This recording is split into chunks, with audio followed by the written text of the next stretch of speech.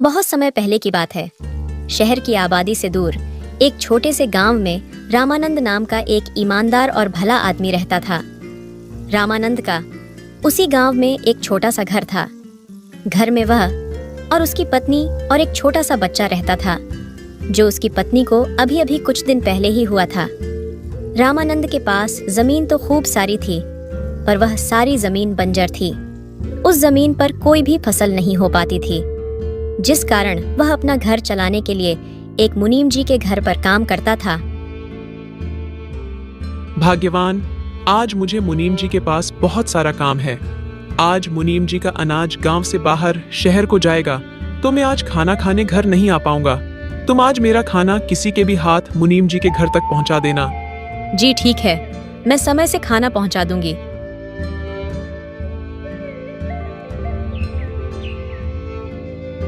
आज तो कोई नजर नहीं आ रहा जिसके हाथ से यह खाना पहुंचा सकूं। लगता है आज मुझे ही खाना देने जाना होगा। फिर रामानंद की पत्नी खुद ही खाना देने के लिए मुनीम जी के घर के लिए निकल जाती है, मगर रास्ते में उसे एक सांप काट लेता है। सांप के काटते ही वह जमीन पर गिर जाती है और वहां पर खूब सारी भीड़ इकट्ठा हो जाती है। रामानंद भाई, तुम्हारी पत्नी को एक सांप ने काट लिया है, जल्दी जाओ। रामानंद यह सुनकर बहुत डर जाता है और वह वहां से तुरंत ही निकल जाता है, मगर उसके पहुंचने से पहले ही रामानंद की पत्नी गुजर जाती है। वह नहीं बच पाती। भाग्यवान, तुम मुझे छोड़कर क्यों चली गई? अब मैं इस बच्चे को कैसे पालूंगा? अपनी पत्नी के गुजर जाने के कारण रामानंद बहुत दुखी हो गया था। फिर भी वह अपने बेटे राजू की परवरिश में कोई कमी नहीं रखता था। उसने राजू का दाखिला एक अच्छे स्कूल में करवा दिया था और अपने बेटे की पढ़ाई के लिए वह पहले से भी ज्यादा मेहनत करने लगा। देखते ही देखते राजू बड़ा हो जाता है और उसकी एक सरकारी विभाग में अच्छी नौकरी लग जाती है। फिर एक दिन, बेटा, आज तुझे लड़की वाले देखने आ रहे हैं, इसलिए शाम को जल्दी घर आ जाना। ठीक है पिताजी, मैं आ जाऊंगा।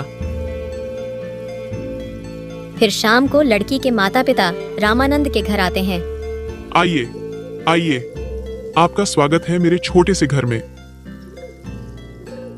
राजू का रिश्ता मधु नाम की एक बहुत ही प्यारी लड़की से पक्का हो जाता है और कुछ ही दिनों में रामानंद अपने बेटे की शादी बड़े ही धूमधाम से कर देता है। फिर शादी के कुछ दिन बाद,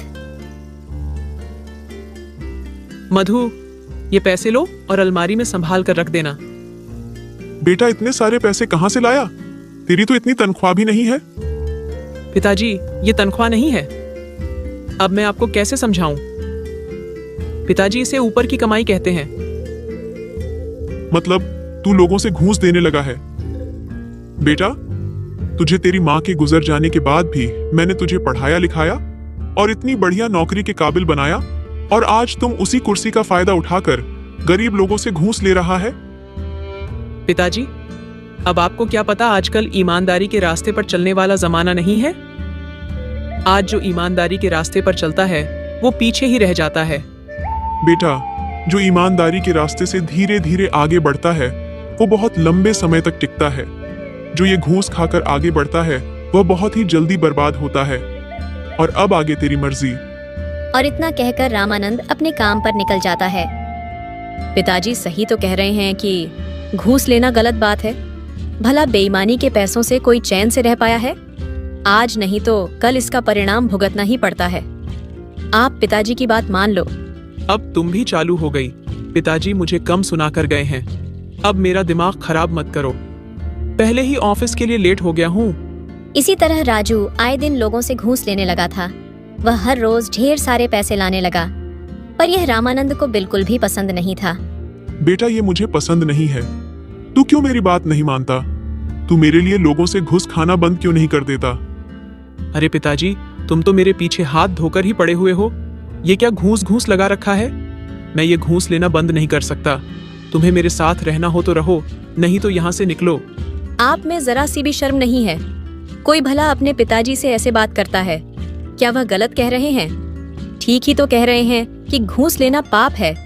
आजकल सब ऐसे ही काम करते हैं और तुम मेरी अम्मा बनने की कोशिश मत करो और अपने काम से काम रखो, समझी? अरे बेटा, मेरे कारण तुम दोनों आपस में मत लड़ो। मैं ही इस घर को छोड़कर चला जाता हूँ। अरे पिताजी, इन्होंने तो आपको गुस्से में आकर घर छोड़कर जाने को कह दिया है। आप तो सच में घर छोड़कर जाने को तैयार हो गए। आप भला इस उम्र में कहाँ पर रहोगे? बेटा, तुम मेरे रहने की चिंता मत कर, मैं तो कहीं पर भी रह लूंगा। बहू, तुम बस अपना और मेरे बेटे का ध्यान रखना। इतना कहकर रामानंद घर छोड़कर चला जाता है। आप कैसे बेटे हो? आपने अपने पिताजी को एक बार भी नहीं रोका कि वे घर छोड़कर ना जाएं। पर राजू को कुछ फर्क नहीं पड़ा। रामानंद अपना घर छोड़कर मुनीम जी के घर पर जाता है। क्या बात है रामानंद, तुम आज समय से पहले काम पर आ गए? फिर रामानंद मुनीम जी को अपने बेटे की सारी बात बता देता है। क्या बात कर रहे हो रामानंद? तुम्हारे बेटे ने तुम्हें घर से निकाल दिया? यह तो उसने बहुत गलत किया। खैर, तुम चिंता मत करो। तुम मेरे वर्षों पुराने ईमानदार और वफादार मुलाजिम हो। मैं तुम्हें ऐसे दर दर की ठोकरें नहीं खाने दूंगा। तुम आज से मेरे साथ मेरी हवेली में रहना। नहीं मुनीम जी, मैं तो मेरे खेत में ही रह लूंगा।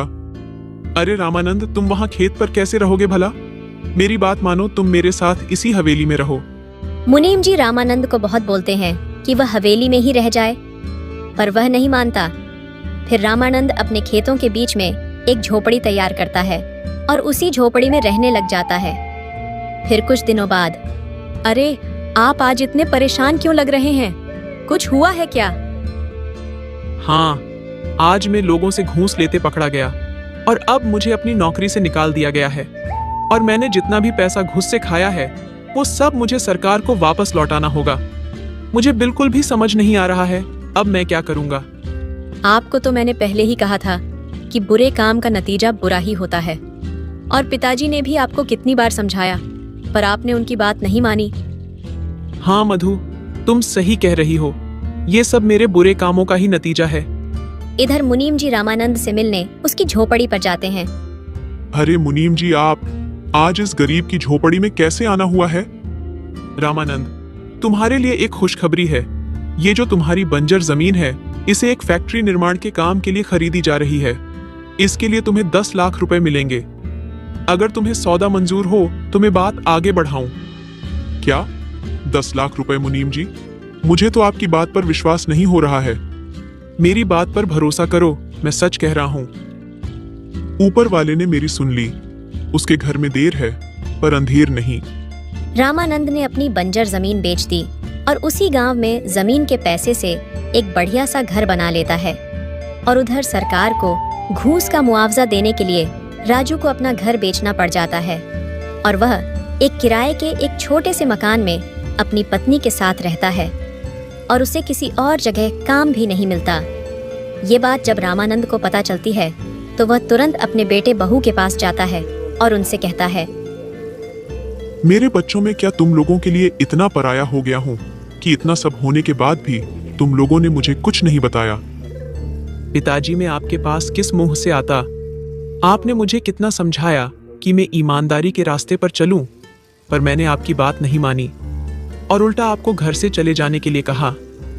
मुझे माफ कर दो पिताजी, मैं मेहनत मजदूरी कर लूंगा और सारी जिंदगी आपकी तरह ईमानदारी के रास्ते पर चलूंगा। मुझे माफ कर दीजिए पिताजी, मुझसे गलती हो गई।